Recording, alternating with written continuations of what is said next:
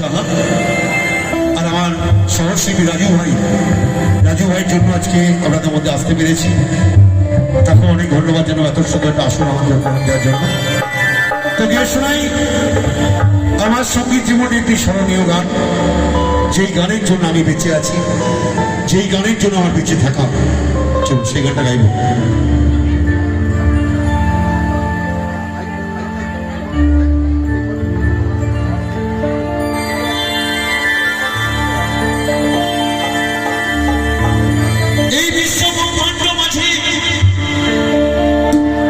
গানটা সে গাইতাম না, গানটা গাইলাম একটাই কারণে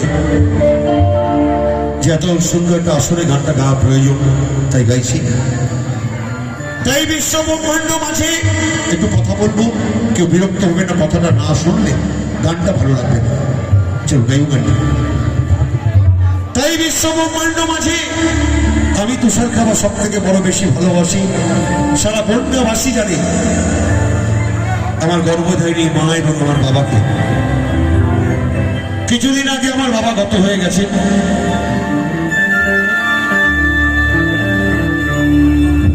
কিছুদিন আগে আমার বাবা গত হয়ে গেছে। একে একে দাদা দিদি সবাই চলে গেছে। আমার মাথার ছত্র ছায়ের উপরে আমার মা ভিন্ন, আর আপনাদের আশীর্বাদ ছাড়া আর কিছু নেই।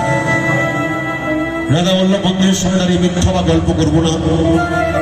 আমার মা বিছানায় সহ্যগত বিচ্যুত হতে পাগলায় লড়ছে। আজকে আসার সময় দেখা করে আসলাম, ভালো সে ধরি। কিন্তু ডাক্তার যখন বলেছিলেন আমাকে আপনার মাকে বাড়িতে নিয়ে যান, আপনার মায়ের দেহে কোনো পার্টস ভালো নেই, সেদিন থেকেই আমি শুধু গুমড়ে গুমড়ে কাঁদি। কেন, মা ছিলেন আমার সঙ্গীত জীবনের প্রেরণা। সেই মা যদি চলে যায়, কারণ প্রত্যেকে বাবা মা একদিন যেতেই হবে। মৃত্যু সত্য, এর উপরে সত্য কিছু নেই। কিন্তু যদি আমার মা চলেই যাবে আমাকে ছেড়ে, জানি না সেদিন আমার কণ্ঠে এই সঙ্গীত থাকবে কিনা। তাই আমার মা বলতো, বাবা দেশ বিদেশে তোর নাম এত দাম, জীবন বা শুধু পরের গাওয়া গান গেয়ে গেছিস। কখনো গোষ্ঠগোপাল, কখনো পরীক্ষিত বালা, কখনো রামনারাই, কখনো সঙ্গীত মন্ডল। এইভাবে মানুষের মধ্যে বেঁচে থাকতে পারবি না। মাকে জিজ্ঞেস করলাম, মা তাহলে উপায়? বলছে উপায়, নিজে গান লিখে নিজে শুরু করে গাইবি, তাহলে বেশি দিন বেঁচে থাকতে পারবি। মাকে বললাম, মা গান লিখতে গেলে পেটে বিদ্যে, মাথায় বুদ্ধির প্রয়োজন, দুটোর তো কোনোটাই নেই। অর্থের ভয় পড়াশোনা বেশি দূর করতে পারি, গান লিখবো কি করে?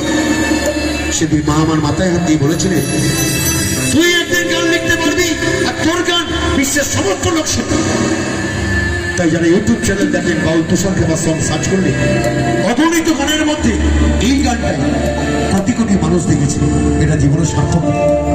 তাই জন্য নয়, আমার মায়ের জন্য একটু জোরে হাততালি সবাই। সবাই যদি মা না বলতে, তাহলে গান লেখায় জীবনে হতো না। সবাই একটু হাততালি। চল গাইব আমার জীবনের প্রথম লেখা গান, আশা করি ভালো লাগবে।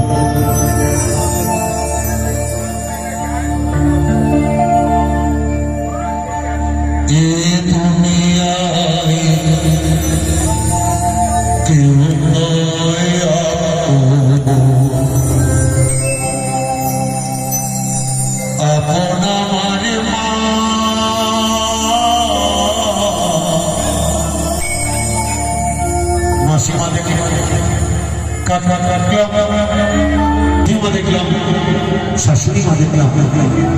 কোন মায়ের কাছে নিজের মায়ের ভালোবাসা মেলে, মায়ের ভালোবাসা অনেক উঠে। তাই সমস্ত সন্তানদের বলবো, সব ভুলে যাও তুমি না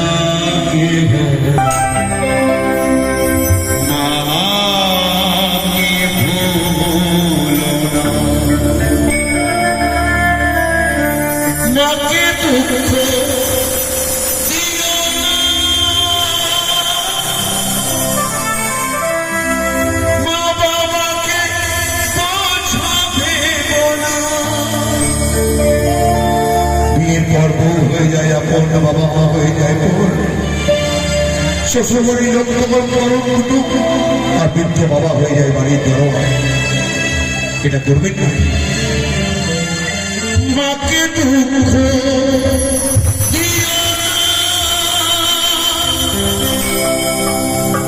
মা বাবাকে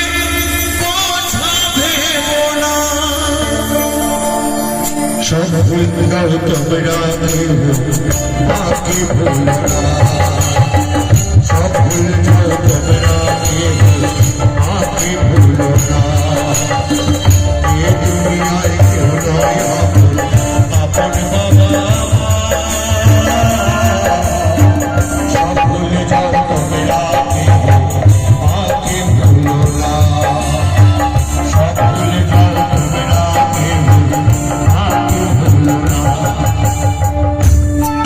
মাকে দুঃখ দিও না মাকে কথা ভেবো না মাকে কষ্ট দিও না মাকে কথা ভেবো না সব ভুলে যাও তোমরা কেউ মাকে ভুলো না সব ভুলে যাও তোমরা কেউ মাকে ভুলো না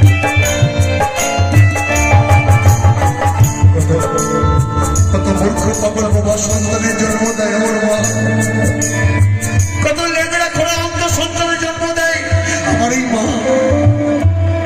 কিন্তু আমার মায়ের কাছে প্রত্যেকটা সন্তান নয়নের মণি মা কিন্তু কারোর প্রতি কোনো অবিচার করি না কিন্তু আমরা সন্তানরা সেই বাবা মাকে উৎসাহ করি এটা করবেন না প্লিজ কারণ আপনি একজন বাবা মা হবেন আপনার সন্তান আপনার সাথে এরূপ ব্যবহার করুন সবার চোখ এড়ালেও উপরওয়ালার চোখ এড়ানো যায় না তাই তো লিখলাম আমার চোখের কাঁদন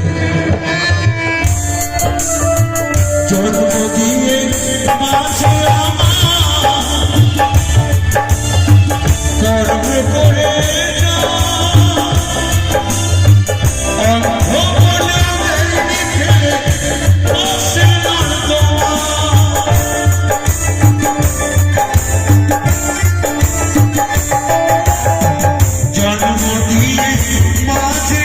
আমার কর্ম করে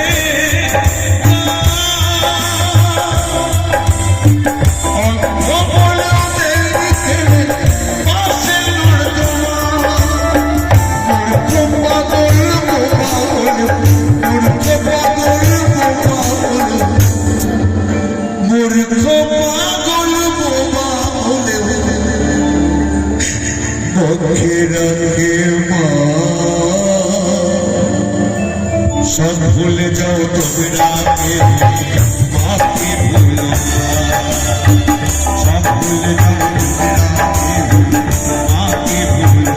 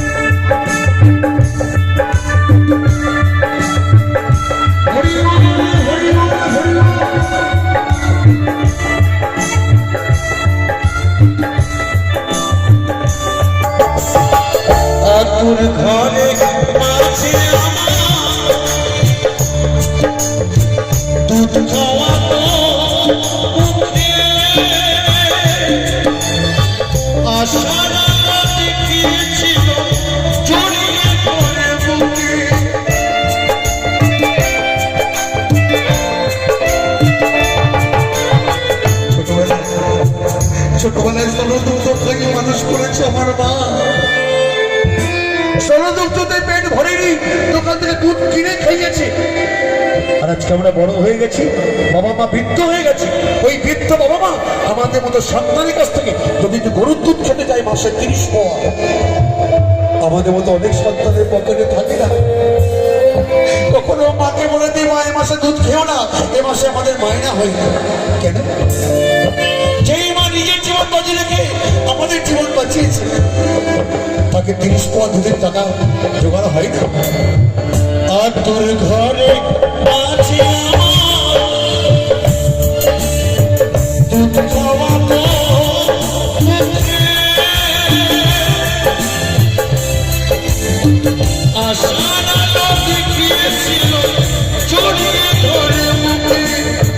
সেই মায়েরই দু চোখে জল, সেই মায়েরই দু চোখে জল। আমি সইতে পারি না, সইতে পারি না, আমি সইতে পারি না।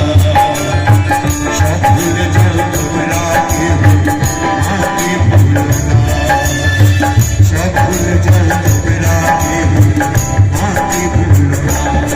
মাকে দুঃখ দিও না, মাকে কষ্ট দিও না, মাকে কষ্ট দিও না, মাকে কথা দিও না।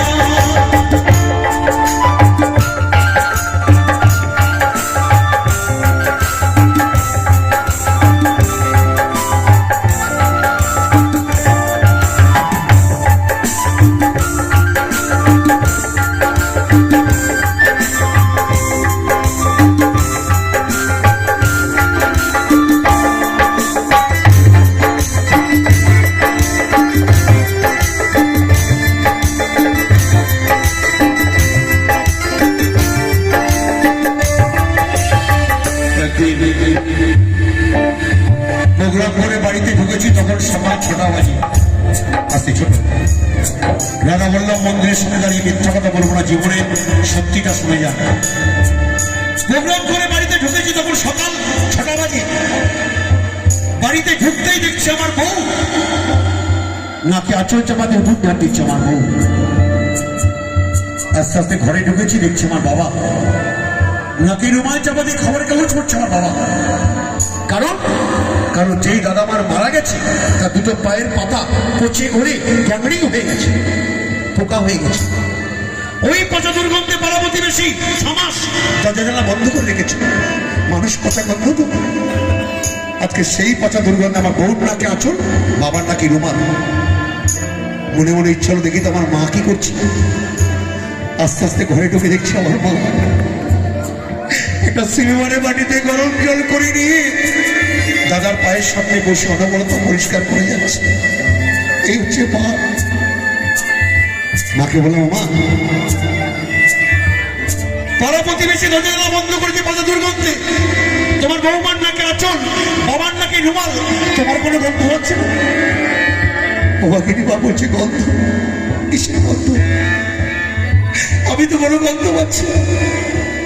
আমার নাকে শুধু একটাই গন্ধ, তো দাদাকে আমি আর কতদিন বাঁচিয়ে রাখবো? আমাকে বলছে বাবা ও তো বিয়ে শাদী করেনি, চাকরি বাকরি করে না, তোরা 4-5 বন্ধু মিলে ওকে ধরে নিয়ে গিয়ে কল্যাণী হসপিটালে ভর্তি করিয়ে দিয়ে কতদিন বেঁচে যাবে। মায়ের মন তো সারা দিয়ে দিয়েছে। মাকে বললাম মা তাই হবে। পরের দিন সকালবেলা যখন দাদাকে নিয়ে হসপিটালে যাচ্ছি, মা পেছন থেকে ডাক দিয়ে বলছে শোন, নিয়ে যাচ্ছিস না, যেমন সুস্থ অবস্থা আমার কোল থেকে নিয়ে গেলি এমন সুস্থ অবস্থায় আমার ছেলেকে আমার কোলে ফিরিয়ে দিবি তো? বিশ্বাস করুন তখনও বুঝতে পারিনি যে আমার মা সত্যি কথা বলেছে।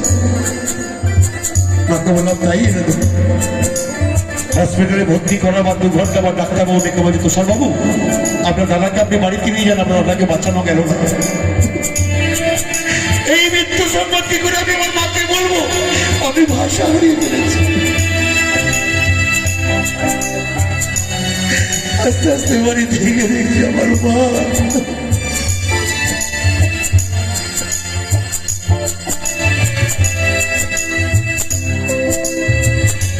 আমার মা উঠোনের মধ্যে বসে নীলাকাশের পানে চেয়ে দু চোখ বন্যা হয়ে যায়। আমি খবর দেওয়ার আগে আমার মা খবর পেয়ে গেছে। সন্তানের বিপদ আপদ সবার আগে বাবা মা টের পায়, বিনা টেলিফোনে অন্য কেউ নয়। তোমাকে দূর থেকে ডেকে বলছে নিকার, জানি তুই কথা রাখতে পারিস না, কিন্তু আমাকে ছুঁয়ে কথা দিই। পৃথিবীতে সবাই আমাকে ছেড়ে চলে গেলেও তুই কোনোদিন আমাকে ছেড়ে যাবি। কিছুতেই মাকে বোঝাতে পারছি না যে ও মা, যার চলে যাওয়ার সময় হয় তাকে বেঁধে রাখা যায় না।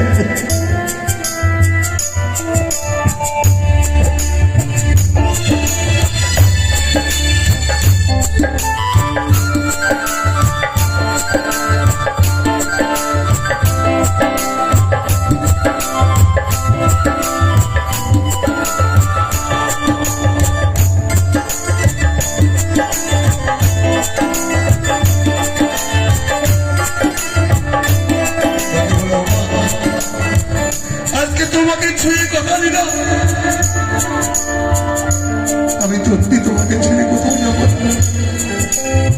কিন্তু 3 দিন আগে 4 দিন আগে যখন ডাক্তারবাবু বলেছে আপনার মায়ের কিছু ভালো নেই, গদির বাড়ি ফিরিয়ে যান, তাই পশুদিনকে ডেকে বললাম মা, তোমাকে তো আমি কথা দিয়েছিলাম আমি কোথাও যাব না, কিন্তু আজকে তুমি আমাকে ছুঁয়ে কথা দাও যে তুমি কোনদিন আমাদের ছেড়ে যাবে।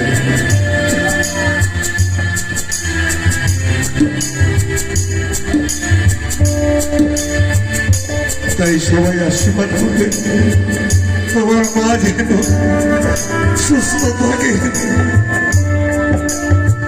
আমার গান আপনাদের ভালোবাসা সবই আমার মায়ের সাথে। এ পৃথিবীতে যার মা বাবা থাকে না সে ভিন্ন, অন্য কেউ সেই যন্ত্রণা বুঝবে। মনের ব্যথা কেউ বোঝে না,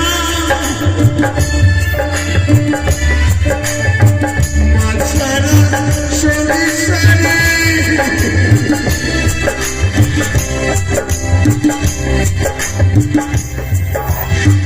মায়ের ছেড়ে শোনা হবে না সারা জনম ধরে।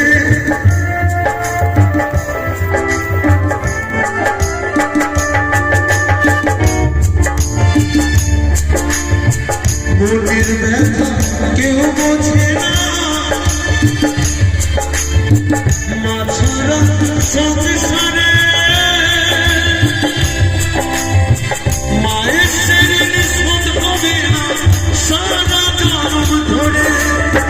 পার্থ বলে তুষার ভাই, পার্থ বলে তুষার ভাই, পার্থ বলে তুষার ভাই, তুই মাকে চিনলি না, কেন মাকে চিনলি না, কেন মাকে চিনলি না। সব ভুলে যাও তবে রাখি মাকে ভুলো না।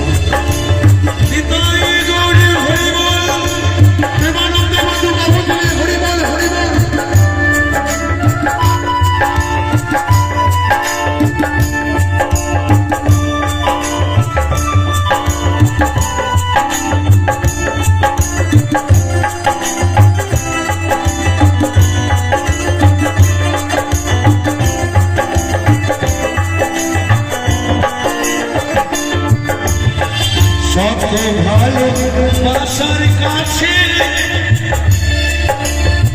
নত হইও না, মায়ের ভালোবাসা কত হবে না।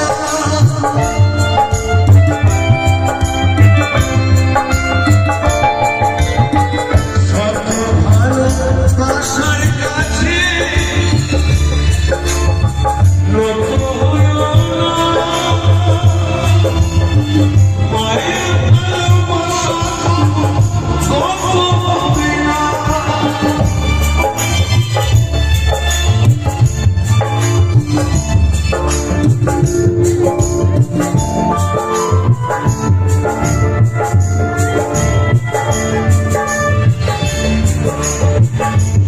ভালোবাসার কাছে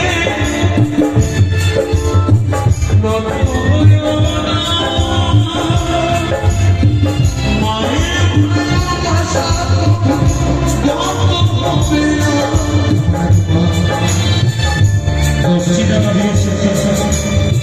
এই গান যেন আমি আমার মায়ের হাতে তুলে দিতে পারি, সবাই আশীর্বাদ করবো আমার মা যেন সুস্থ থাকে। সব ভালোবাসার কাছে নত হইও না।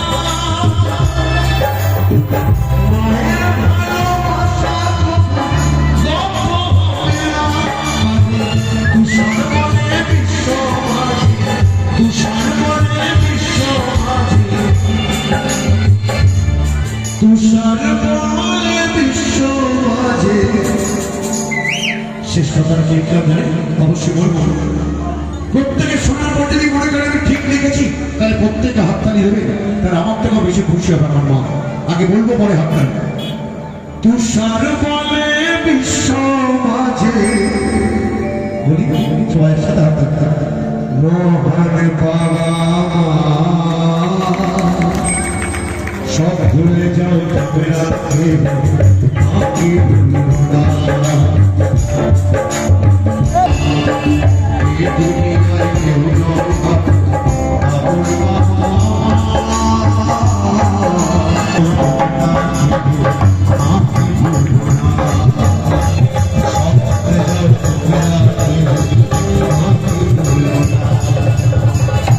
ভুলে যাও তবে রাখে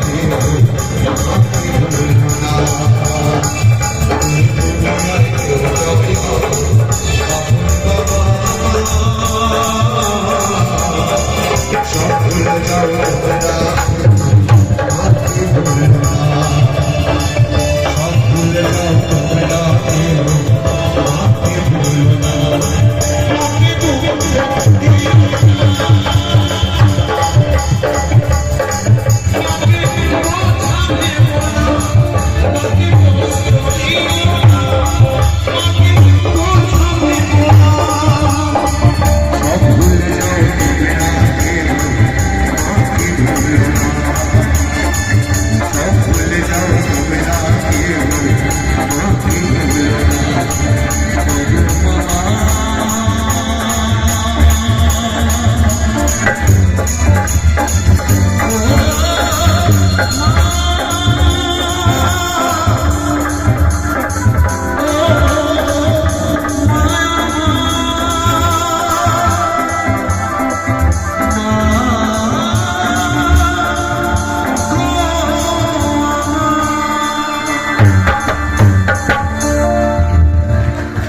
ধন্যবাদ। একটু হাতে তালি দিয়ে সহযোগিতা করবে।